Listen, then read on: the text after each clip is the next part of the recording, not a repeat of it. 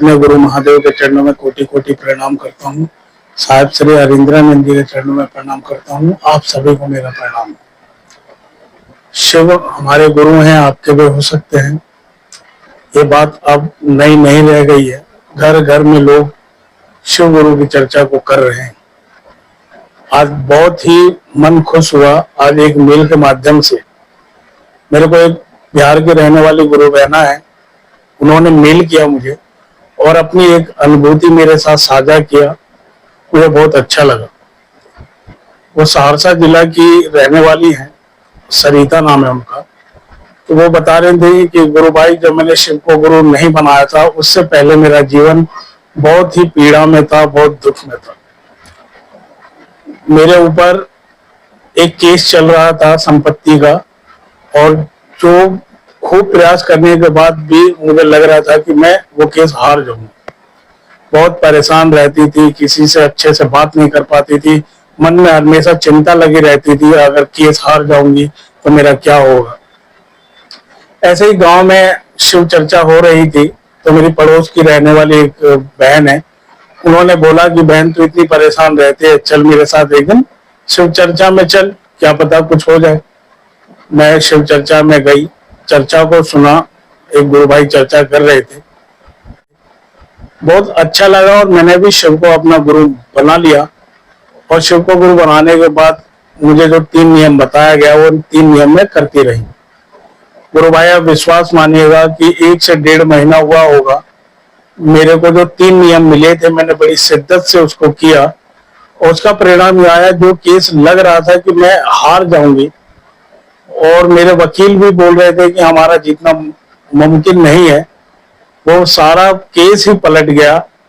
और जो केस में हारने वाली थी, वो केस में जीत गई। और ऐसी बहुत सी अनुभूतियां हैं जो शिव को गुरु बनाने के बाद, 3 नियम करने के बाद, अपने गुरु शिव से जुड़ने के बाद मैं महसूस करती हूँ। अगर एक एक अनुभूति आपको बताने लगूं तो एक किताब लिखी जा सकती है अनुभूतियों के ऊपर, प्रत्येक शिव शिष्य। और ये बात बिल्कुल सच है। वो गुरु बहना की बात नहीं कर रहा हूँ, उन जैसे कितने लाखों करोड़ों लोगों ने जो शिव को गुरु माना है, सबके जीवन में इतनी सारी अनुभूतियां हैं शिव को गुरु मानकर और ईमानदारी से नियम करके। अनुभूतियों की कमी नहीं है। ऐसा लगता है कि वो शिव कदम कदम पर हमारी रक्षा करते हैं, कदम कदम पर हमारी मदद करते हैं, पर शर्ते उसके लिए ईमानदारी से अपने गुरु के लिए समर्पित होना पड़ेगा। और जो जो समर्पित है, जो साहिब के बताए हुए रास्ते पे चल रहे हैं, जो मनमानी नहीं कर रहे हैं, जो अपने मन से अपने गुरु का काम नहीं कर रहे हैं, वो साहिब के दिए हुए निर्देशों से अपना काम कर रहे हैं, साहिब के बताए हुए रास्ते पर चल रहे हैं, उनके जीवन में जरूर ही शिव गुरु की अनुभूति है। साहिब श्री हरिंद्रानंद जी ने एक बात कहा था और आज मुझे वो बात बिल्कुल सच लग रही है।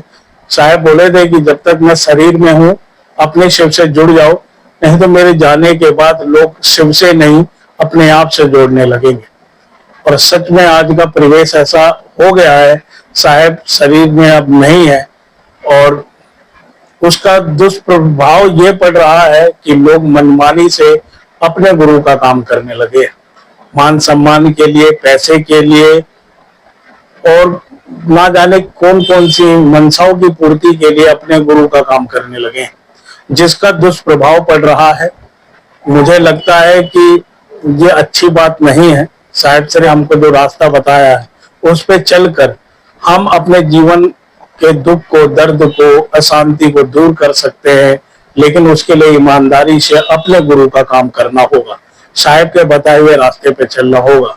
इसके अलावा जो भी काम का हो रहा है, धन के लिए, मान के लिए, सम्मान के लिए, ये काम अच्छा नहीं है। इसका परिणाम भी अच्छा नहीं होने वाला है, ना हो रहा है। कोई आदमी के लिए काम कर रहा है, कोई गुरु बहनाओं के लिए काम कर रहा है, कोई श्रेष्ठम गुरु भाई के लिए काम कर रहा है, कोई मुख्यालय के लिए काम कर रहा है, कोई बरखा दीदी के लिए काम कर रहा है, कोई मन्नू भैया के लिए काम कर रहा है। लेकिन अब सब दूसरों के लिए काम करने वाले नजर आ रहे हैं, लेकिन शिव के लिए कोई काम करने वाले बहुत कम हैं। और जो है शिव का काम करने वाले, जो शिव को गुरु मानकर साहिब का बताए हुए 3 नियमों पर जो चल रहा है, वह ऐसे लोगों की संख्या बहुत कम है, और जिसके वजह से थोड़ी स्थिति विचारणीय हो गई है। विचार करना पड़ेगा हम सभी गुरु भाई गुरु बहनों को कि जो लोग शिव गुरु का नाम लेकर गलत गलत रास्ते पर चल भी रहे हैं और दूसरों को चला भी रहे हैं, ऐसे लोगों के खिलाफ हमको खड़ा होना पड़ेगा। ऐसे लोगों से हमें वार्तालाप करना पड़ेगा, उन्हें समझाना होगा। अगर वो नहीं समझे तो उनके खिलाफ कुछ एक्शन हमको लेना चाहिए। बाकी कृपा है आप लोगों के ऊपर, और मेरा यही निवेदन है कि साहिब के बताए हुए रास्ते पर चले, और इसके अलावा कोई कुछ भी कहता है उसकी बातों को सुने जरूर, उसे लड़ाई भी ना करें, उससे व्यवहार खराब ना करें, लेकिन उसके साथ चले नहीं। सही और गलत का तो समझ है, इतनी तो बुद्धि हम लोगों के पास है कि कौन किस मनसा से गुरु का काम कर रहा है। जो अच्छे मनसा से अपने गुरु का काम कर रहा है उसका साथ दीजिए, जो गलत मनसा से गलत विचार से अपने गुरु का काम कर रहा है उसका साथ छोड़ दीजिए। मैं आपसे यही निवेदन करना चाहता हूँ, आप सभी को मेरा।